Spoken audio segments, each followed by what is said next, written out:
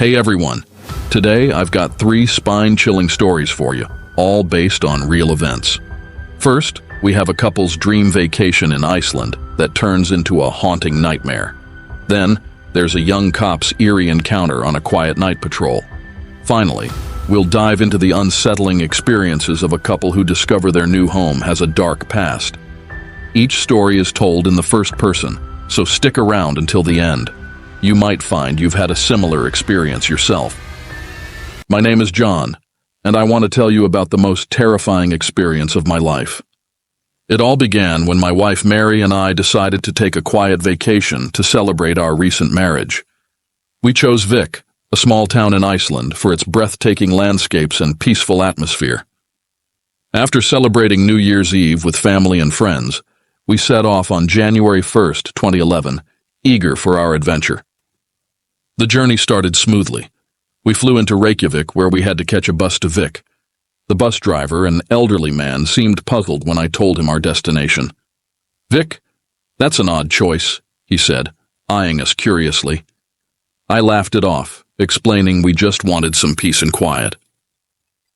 The bus ride was uneventful until we reached Vik. The town felt isolated, almost as if it were in a different time. The bus driver dropped us off and quickly called another car to take us to our rental house. The new driver spoke no English and seemed uncomfortable, but he drove us to a large old house on the edge of town. The house was much bigger than we expected for the price.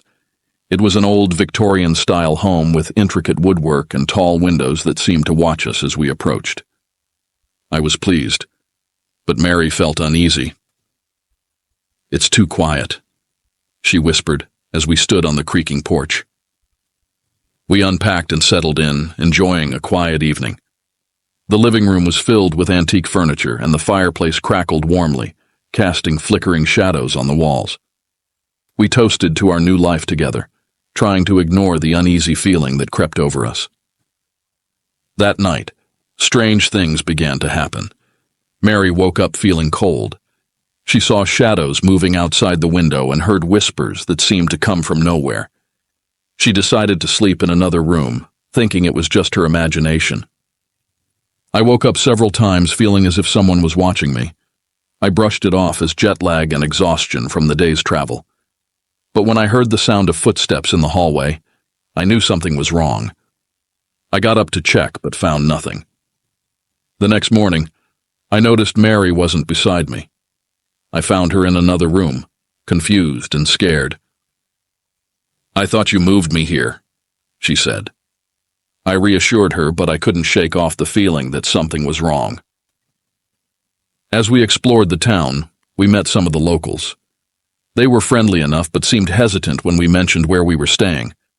An old man at the local store gave us a long, hard look and muttered something in Icelandic that I didn't understand. That evening, after a day of sightseeing, we returned to the house. I took a shower and noticed deep scratches on my chest and back. I couldn't remember getting them. Later, while Mary was cooking dinner, I saw a shadowy figure pass by the window. Thinking it was Mary, I called out, but she didn't respond. We decided to call it a night early. At midnight, I woke up to find Mary missing again. I saw the same ghostly figure. A woman drenched in water, standing at the foot of the bed. She lunged at me and I felt a tight grip around my neck. Panicking, I managed to call for help. The police operator's voice was tense, advising me to leave the house immediately.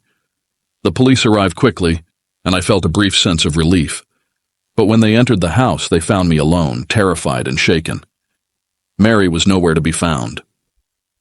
The officers exchanged worried glances and spoke in hushed tones. One of them, a stern-looking man named Officer Gunner, pulled me aside. "Do you know the history of this house?" he asked. When I shook my head, he sighed. "Years ago, a man drowned his wife here. They say her spirit haunts the place, seeking revenge on any man who enters." Desperate search. I couldn't believe what I was hearing. Despite my exhaustion, I insisted on searching the house again with the police. We combed through every room, checked every closet and crawl space, but there was no sign of Mary. The next morning, I went to the local library to see if I could find any information about the house. The librarian, an elderly woman named Sigrid, seemed reluctant to help at first. But when I explained what had happened, she led me to a dusty old archive in the basement. "People around here don't like to talk about it," she said, pulling out a yellowed newspaper article. "But there have been incidents." The article detailed the story of the man who had drowned his wife in the very house we were staying in. It also mentioned several other disappearances over the years, always involving men who stayed in the house. The locals believed the house was cursed. Determined to find Mary, I returned to the house. That night I set up a camera in the bedroom, hoping to capture any evidence of the ghostly figure. I stayed awake, fighting off sleep, and waited. At around midnight, the temperature in the room dropped suddenly. I saw my breath fogging in the cold air. Then I heard it, the sound of water dripping, getting louder and louder. The ghostly figure appeared again, her eyes filled with rage. She lunged at me, and I felt the icy grip around my neck. I struggled, gasping for air, and managed to reach for the camera. I pointed it at the figure, hoping to capture proof of what I was seeing. The ghost hesitated, as if confused by the device, and I took the opportunity to break free and run out of the room. When the police arrived the next morning, they found me outside the house, clutching the camera. Footage was blurry and indistinct, but it showed enough to convince them that something was terribly wrong. Despite exhaustive searches, Mary was never found. The police told me to leave Vic, and I did, my heart heavy with grief and guilt. The experience left me scarred, forever haunted by the ghostly figure and the loss of my beloved wife. I vowed never to return to Vic, but I could never forget the days I spent in that cursed house. The image of that ghostly woman, her eyes filled with sorrow and rage, will haunt me forever. My name is Tom, and I'm a detective now, but I started my career as a young, eager cop in a small town. This story takes place back when I was new to the force, full of energy and ambition. I didn't believe in ghosts or the supernatural back then. But one night, everything changed. It was a quiet town, the kind where everyone knew each other. My job mostly involved patrolling, responding to minor emergencies, and handling the occasional drunk. Nothing ever really happened, especially on the night shift. The most excitement we got was chasing away teenagers from abandoned houses they used for parties. There was one house, though, that no one went near. It was on the outskirts of town, a decrepit old place the locals called the Haunted House. I passed it every night during my patrols. The senior officers told me stories about it, but I just laughed them off. Ghosts were for kids and campfire stories, not for cops. One night, around 3 a.m., I was finishing my rounds when I noticed the front door of the haunted house was ajar. It was strange, considering the place was always locked up tight. I figured it must have been the wind or maybe some raccoons. I decided to check it out just to be sure. I parked my cruiser, radioed in my location, and approached the house with my flashlight and gun drawn. As I climbed the creaky porch steps, I heard giggling, children's giggling. My blood ran cold. I called out, "Police! Anyone in here?" The giggling stopped, replaced by an eerie silence. I stepped inside, shining my flashlight around the dusty, decaying interior. The house smelled of mold and rot. As I checked the downstairs rooms, I heard footsteps upstairs, tiny feet running across the floor. I called out again, "Police, show yourselves!" No response, just more footsteps. I took a deep breath and started up the staircase. Every step creaked under my weight. At the top, the giggling resumed, louder and closer. I checked each room, heart pounding. The rooms were empty, just broken furniture and peeling wallpaper. The giggling and footsteps seemed to move, always just out of sight. Finally, I reached the last room at the end of the hall. The door was slightly open. I pushed it wide, flashlight beam cutting through the darkness. Empty. But then I noticed something. A closet door was ajar. I approached it cautiously, my hand shaking. I yanked the door open and nothing. Just old coats and boxes. The giggling stopped. The silence was deafening. I felt a chill down my spine. I was about to leave when I felt a cold hand on my shoulder. I spun around, but no one was there. I bolted out of the house, jumped into my cruiser, and sped off. I told the other officers what happened, They laughed, saying I let the ghost stories get to me, but I knew what I heard and felt. The next day, I drove by the house again. The door was closed, everything looked normal, but I couldn't shake the feeling that something was wrong. Months passed, and the incident became a joke at the station. Then one day, a former colleague called me. "Remember that haunted house?" he asked. "They found something." The town had decided to demolish the old house. When they did, they discovered a hidden room in the basement. Inside were the remains of 3 children, missing for years. The realization hit me like a ton of bricks. The giggling, the footsteps, they were real. The investigation revealed that the kids had been kidnapped by a local woman, Miss Tucker, the sheriff's wife. She had been babysitting them. The kids had trusted her, and she hid them in the house. She claimed it was for some twisted ritual to grant her eternal youth. When they resisted, she locked them in the hidden room, and they never got out. As the investigation continued, more chilling details emerged. Miss Tucker had been performing bizarre rituals, leaving strange symbols and markings around the hidden room. The walls were covered in what appeared to be a mixture of mud and something darker, something that looked like dried blood. The townspeople were horrified, unable to believe someone they knew so well could be capable of such evil. I was asked to assist in the investigation due to my encounter at the house. I combed through old records, interviewed locals, and pieced together the timeline of the disappearances. It turned out that the children had gone missing over a span of several years, and each time Miss Tucker had a plausible alibi. Miss Tucker was arrested and confessed under pressure. She showed no remorse, only a twisted satisfaction. The town was in shock. How could someone so trusted commit such heinous acts? The discovery haunted me. I had been in that house, heard those children. I should have found them. The guilt was overwhelming. I moved to another town soon after, trying to escape the memories. Now, years later, I'm a detective, but I'll never forget that night. The haunted house was real, and it wasn't the house that was haunted. It was the evil that had lived there. And sometimes, when I'm alone, I still hear the giggling of those lost children, echoing in my mind, reminding me of the night I failed to save them. Even now, as a detective, I often think back to that night. The guilt never really goes away. I visit the graves of those children every year on the anniversary of their discovery, bringing flowers and silently apologizing. Their spirits haunt me, a constant reminder of my failure. I've handled countless cases since then, but none have affected me as deeply. The other officers moved on, and the town eventually settled back into its quiet routine. But for me, the events of that night are a permanent scar, a reminder of the true horrors that can lurk in the most unsuspecting places. I've learned to live with the nightmares, the constant sense of unfinished business.